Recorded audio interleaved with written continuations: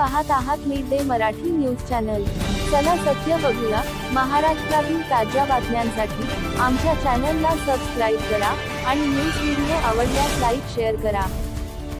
परंतु जे निर्णय आज घेतलेले आहेत, कुणबी समाजाचे प्रमाणपत्र देण्याचं संदीप शिंदे जस्टिस संदीप शिंदे समितीला मुदतवाढ देण्याचं, त्याचबरोबर कुणबी प्रमाणपत्र देण्यासाठी शिबिर आपण लावलेली आहे।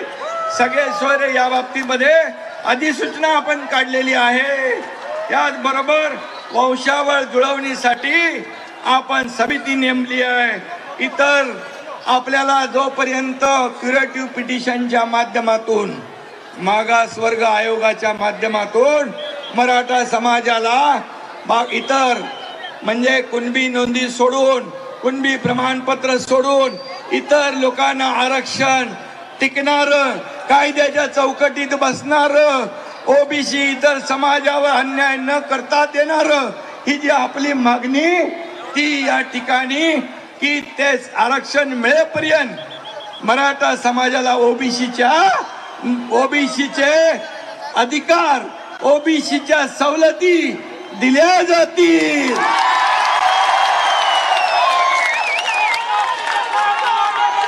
आणि म्हणून मी 1 मराठा जो आहे तो आमच्यासाठी फार महत्वाचा आहे।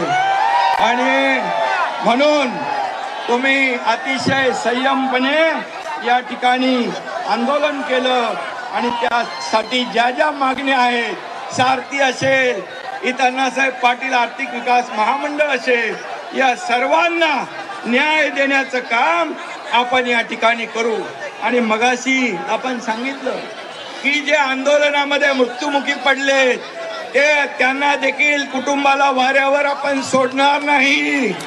त्यांना देखील नोकऱ्या देण्याच्या बाबतीमध्ये त्यांना मोबदला, नुकसान भरपाई जी आपली सरकारचं कर्तव्य म्हणून आपण जे 80 लोकांना 10 लाख रुपयाप्रमाणे आपण त्यांनाही मदत दिली, नोकऱ्याही देणार आहोत।